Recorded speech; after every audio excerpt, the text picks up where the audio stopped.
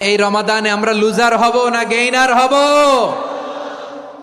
ইন্না আনজালনাহু ফি লাইলাতিল কদরি ওয়া মা আদরাকা মা লাইলাতুল কদর লাইলাতুল কদরি খায়রুম মিন আলফি শাহর। পড়েন আল্লাহু আকবার। লাইলাতুল কদরি খায়রুম মিন আলফি শাহর, হাজার মাসের চেয়েও সেরা। 1000 মাসে হয় 83 বছর 4 মাস।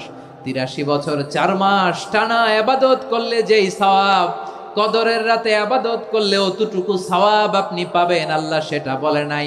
আল্লাহ বলে তার চাইতে বেশি সওয়াব দিয়ে আপনার আমলনামা ভরে দিবে কে? কদর যেন মিস না হয়। 21, 23, 25, 27, 29 নাকি খালি 27? আপনারা কি খালি 27? হ্যাঁ না, ফালতামিসু ফিল আশরিল আওয়াখিরি ফিল মিনাল ভিতরি, রমজানের শেষ দশকের বেজর রাতগুলোকে কদর হিসেবে তালাশ করো। আল্লাহর হাবিব সাল্লাল্লাহু আলাইহি ওয়াসাল্লাম শেষ 10 দিন টানা ইবাদত করতেন, টানা ইবাদত। ইদা জাআল আশরু আহিয়াল লাইলা আইকাযা আহলা ওয়া জাদ্দা ওয়া শাদ্দাল মিজার। সারা রাত জেগে ইবাদতের নজির নবীজির নাই, শুধু রমজানের শেষ দশক ছাড়া। সুবহানাল্লাহ বলেন।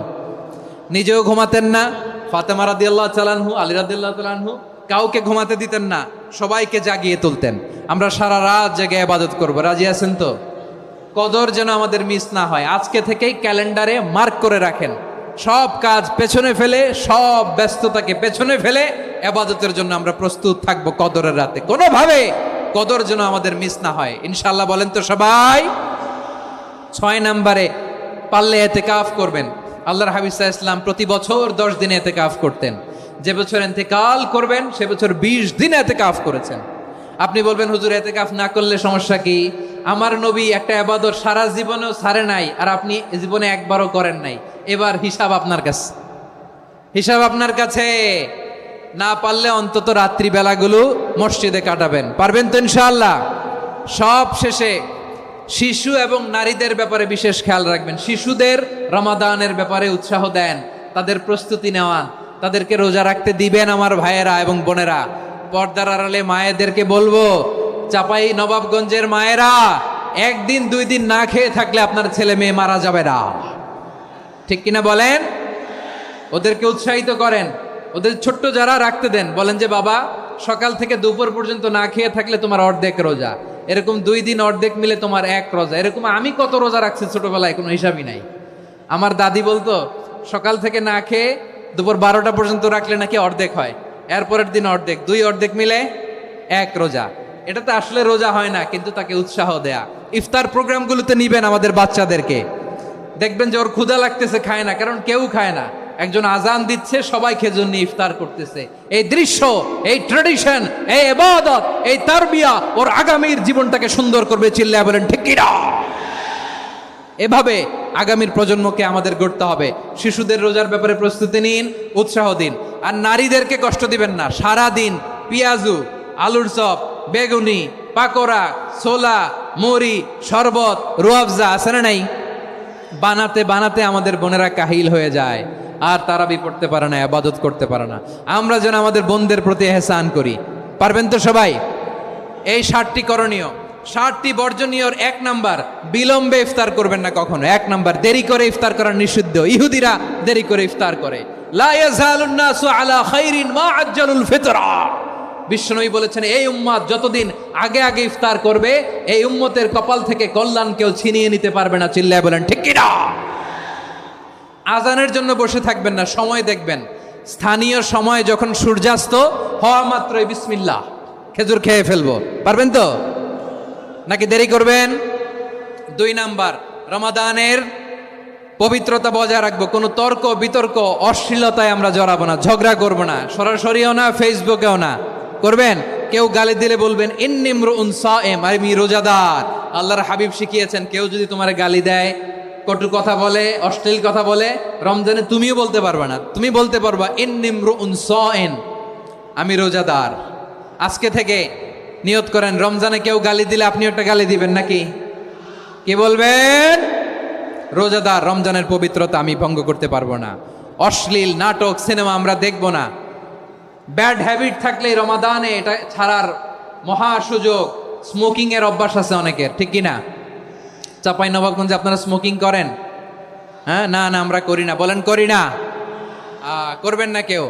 যদি কারো থাকে, কে করে হাত তোলালাম না আমি। এই রমাদানে এই স্মোকিং হ্যাবিট থেকে আমরা বেরিয়ে আসবো, ঠিক কিনা বলেন? 3 নাম্বার, আমরা মিথ্যা বলবো না। বিশ্বনবী বলেন, মানলাম ইয়াদা কাওলা যুরি ওয়াল আমালা বিহি ফালাইসা লিল্লাহি হাজাতুন ফি আইয়াদা তাআমাহু ওয়া শারাবা। যে রমজানে মিথ্যা কথা, মিথ্যা কাজ, মিথ্যা সাক্ষী ছাড়তে পারে নাই, তার না খেয়ে থাকা, উপবাস থাকা দিয়ে আল্লাহর কিছু যায় আসে না। এজন্য মিথ্যার সাথে আমাদের কোনো সম্পর্ক আছে? মিথ্যা বলবো না। 4 নাম্বার, অপচয় করব না। ইন্নাল মুবাযযিরিনা কানু ইখওয়ানাশ শায়াতিন ওয়া কানা শাইতানু লিরাব্বিহি কাফুরা।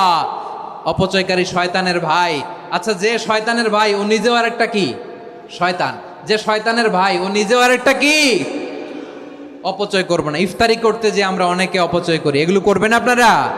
না, অপচয় অপব্যয় করব না। 5 নাম্বারে, রিয়া, লোক দেখানো ইবাদত আমরা করব না। লোক দেখানোর জন্য নামাজ, রোজা, জিকির, তেলাওয়াত, দান, সদকা এগুলো করলে আল্লাহর দরবারে এগুলো কবুল হবে? বিশ্বনবী বলেন, দাজ্জালের ফিতনার চেয়ে একটা বড় ফিতনার ভয় আমি করি। সেটা কি? আর রিয়া, শো অফ মেন্টালিটি, লোক দেখানো মানসিকতা। এটা থেকে আমরা বিরত থাকবো ইনশাআল্লাহ। 6 নাম্বার, অনেক গুরুত্বপূর্ণ। ব্যবসায়ী ভাইয়েরা, ব্যবসা করেন কারা কারা? হাত তুলে দেখান তো আমারে। মাশাআল্লাহ, হাত নামান। ব্যবসায়ী ভাইয়েরা, অনেক অসাধু ব্যবসায়ী আছে, রমজান আসলে নিত্য প্রয়োজনীয় পণ্যের মূল্য বৃদ্ধি করে দেয়। এরকম আছে না নাই?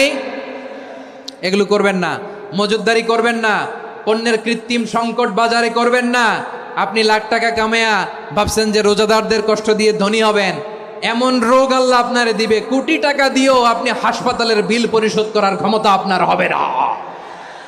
খবরদার। শেষ বয়সে দেখবেন কি কষ্ট আপনার হয়। আপনি রোজাদারদের কষ্ট দিচ্ছেন, আল্লাহ আপনার সুখে রাখবে? আল্লাহর দোহাই লাগে, আমার ব্যবসায়ী ভাইয়েরা এটা করবেন না। আরব বিশ্বে আমরা দেখেছি, আরব বিশ্বের ব্যবসায়ীরা সারা বছরে ব্যবসা করে, রমজানে ভর্তুকি দেয়। আর আমার দেশের কিছু অসাধু ব্যবসায়ী রমজানে গলাকাটা ব্যবসা করে আর সারা বছর সইটার উপর দিয়ে চলে। চিল্লায় বলেন ঠিক কিনা? করবেন না, এটা করবেন না। নিত্য প্রয়োজনীয় পণ্যের মূল্য বৃদ্ধি করা হারাম, পণ্যের কৃত্রিম সংকট তৈরি করা হারাম, মজুদদারি করা হারাম, রোজাদারদেরকে কষ্ট দেয়া হারাম। এটা করবেন না। 7 নাম্বারে সর্বশেষ কথা, অধীনস্থ যারা আছে তাদের কাজের চাপ আপনারা কমিয়ে দিবেন। কাজের লোক, ফ্যাক্টরির ওয়ার্কার, স্টাফ, তাদের প্রতি যদি রহম করেন, আপনার উপর রহম করবে কে? এই পবিত্র রমাদানের 7টা করণীয়, 7টা বর্জনীয় মনে রাখা যাবে তো ইনশাআল্লাহ?